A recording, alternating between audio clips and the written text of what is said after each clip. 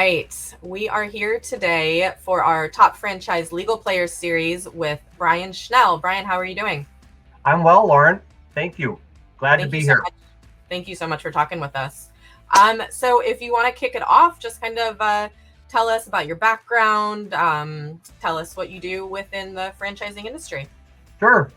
Well, I'm a franchise lawyer. Have been in the franchise space my entire professional career. My very first project as a lawyer, still remember the day. It was the day after Labor Day, September 8th, 1987. And my first project was for Dairy Queen.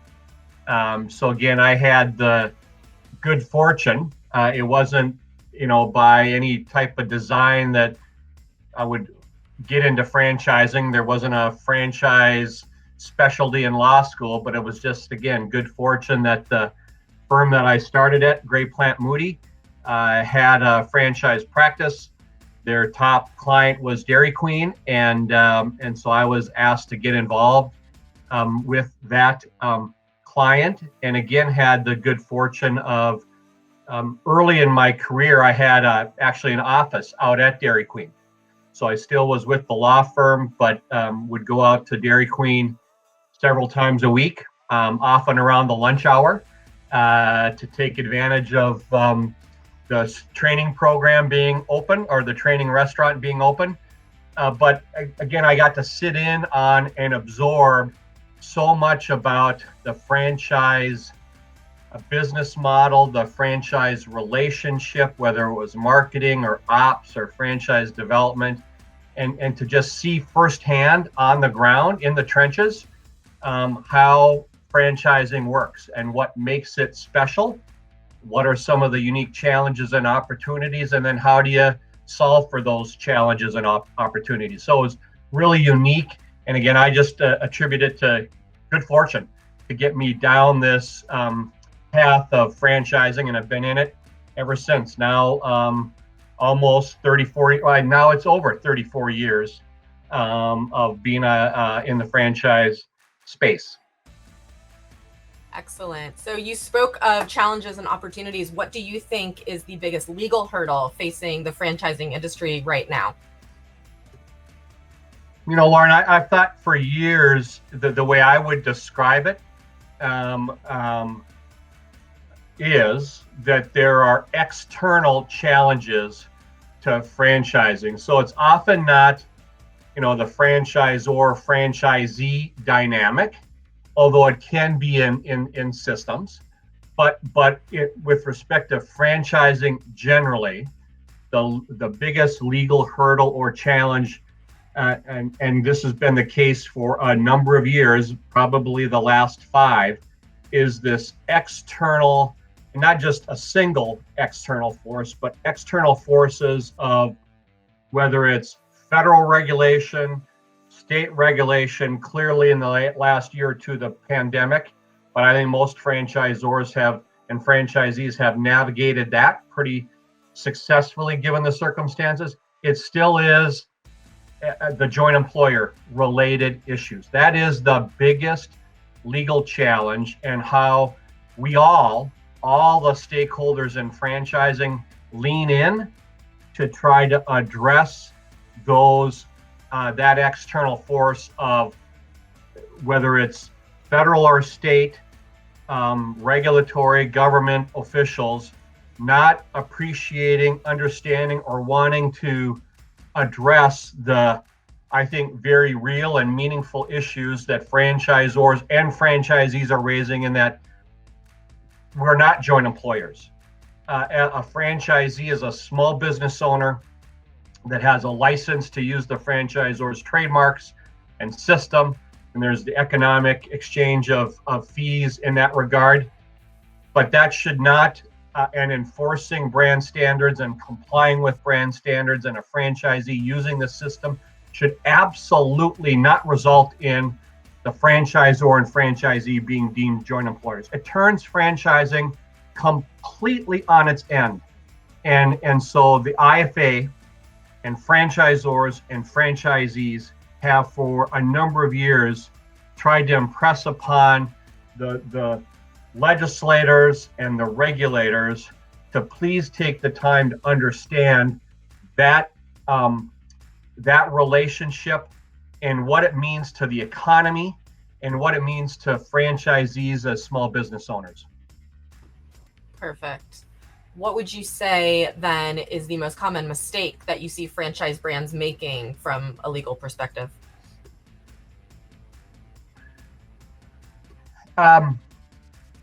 So that's a good question from a legal perspective. And again, one of the coolest things about franchising from a franchise lawyer perspective, or from what I do, is there's this unique, Lauren, the franchise relationship has similarities to other commercial relationships in business, but it is, from my perspective, still unique in that the kind of nature of the franchise relationship has so many different components to it. And in franchising, and then this goes back to my early days as a franchise lawyer working on Dairy Queen and other matters, is there was rarely a legal issue, not always, rarely a legal issue that had just a legal response to it. And so you, again, and this is in the franchise world, it wasn't, hey, Schnell, go back and research something for 20 hours and, write a 10-page memo from your office on the, whatever floor of some big building downtown. It was, let's figure it out. And it often included legal pressure points and also business pressure points. So when you ask the question about the mistake that franchisors often make from a legal perspective, here's my response. Long-winded way of getting there, but I think the foundation is important. The franchise agreement is the contract, the legal agreement that is often, in many respects, well, it certainly forms the legal relationship or foundation of the parties. And it is important for the franchisor to have the ability to protect, grow, maintain, and evolve the brand. So the franchise agreement, and so oftentimes franchisee lawyers will push back that the franchise agreement is a one-sided agreement that just protects the franchisor. And my response always is that misses the point. It isn't to protect the franchisor, it is to protect the brand.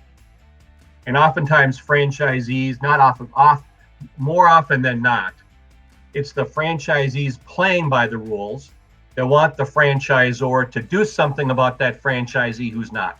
And so in order to do that, you have to have a strong, robust franchise agreement that protects the brand. And so that's critical. And the mistake often that emerging brands make, and there are hundreds and hundreds more emerging brands, as you and your team know, every single year, is that can't, though, form the basis or be the driver of the franchise relationship, right? So you need a strong franchise agreement. Again, from my perspective, you need a strong franchise agreement, but you still need to lead and design through a culture of collaboration. We need each other. And a franchisor, even though they have the right, for example, to make system change, and that franchise agreement is going to be pretty strong on, we have the right to make system change without a lot of limitations, conditions, and things of that nature. But the franchisor that relies on that and doesn't take into account and get input and buy-in from franchisees in that system change are going to struggle. And so that's the mistake that I think a lot of especially emerging brands make, is they don't understand or appreciate cultural collaboration, collaborative leadership, what that means in the system, but also having a strong franchise agreement and why that's important. And to be able, I would shout that from the rooftops to my franchise system as to why that's important. And that's how we're going to build and grow and recognize all the different interests of our brand stakeholders. And so franchisees aren't shareholders, but they certainly are brand stakeholders, because oftentimes they have invested everything they have in that business. And so the really forward thinking franchisors that understand and lead that, especially in today's environment where more and more franchisees, they don't want to be just told what to do, when to do it, and how to do it. They want to be involved. And so and that doesn't mean it's a democracy, right? We don't take votes on system change, but the franchisor doesn't give up the decision-making authority, but includes its franchisees and other stakeholders in the process. Love that. I love the culture of collaboration. That's fantastic. So pivoting just a little bit, what do you love about working with franchises? You probably have gotten a sense for that already. I do. Right. It is very much again, let's use the word collaborative, right? And I think that's the role that we often play with our franchisor clients as well. Is there are a lot of franchise lawyers that can draft really good franchise agreements and draft really good franchise disclosure documents and kind of do all the nuts and bolts. But it's that the experience and opportunities we've had to truly understand the franchise business model over, again, in my career, 34 years, makes a difference. And so to be able to play that role, not only with our clients, but also within the IFA, I really feel like we have the opportunity I have the opportunity to be a thought leader, and the role that we as franchise lawyers can play in moving us all, franchisors, franchisees, and franchise suppliers, in the right direction to make a difference. And so I think we have opportunities to make a difference, whether it's with our clients or in franchising, and that's with the passion and integrity that it takes. That's what makes it special for me. That's excellent. You can tell it's special for you. You can tell you have a lot of passion about it. Thank you. So what is one thing, this is my final question, what is one thing that you think every prospective franchisee should know before joining a franchise brand? Yeah, I think it's to do what it takes to truly understand franchising and what franchising is and what franchising is not. And it's starting and growing a business is never easy. And so any franchisee, and sometimes I think, again, this is a mistake that some emerging franchisors make, is in the sales process. They don't say it just like this, Lauren, but it sounds like we've got it all figured out as the franchisor. We've built this system. The system works. Just follow the system. And it's never that easy, right? And so oftentimes what happens, in my experience, is it isn't that a franchisee goes in and there's been some fraud or some misrepresentation or stuff like that. It's that there were unrealistic expectations. And a franchisee with unrealistic expectations, especially, again, think about it from this perspective of all I have to do is follow the system.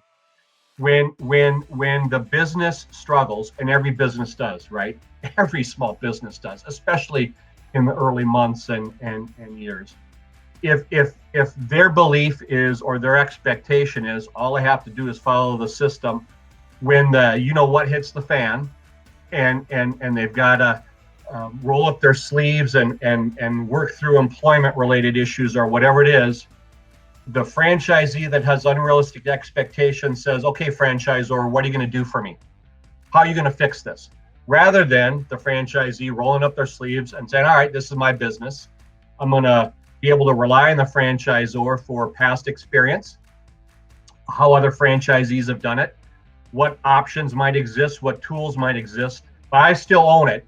And so I've got to do it rather than, hey, what are you going to do for me? How are you going to fix this? So it's really those unrealistic expectations. So franchisees that go into this with realistic expectations, understanding what franchising is, and understand that the business and the system is going to evolve.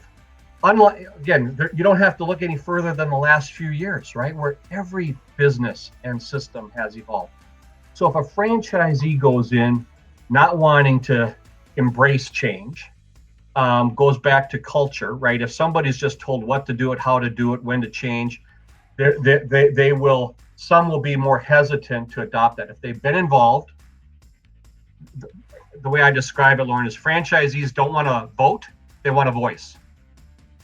And so again, it's if you have that type of design and culture and realistic expectations, I don't care what your business is or your services or whatever service you're delivering to customers or products you're delivering to customers, you got a higher likelihood of success.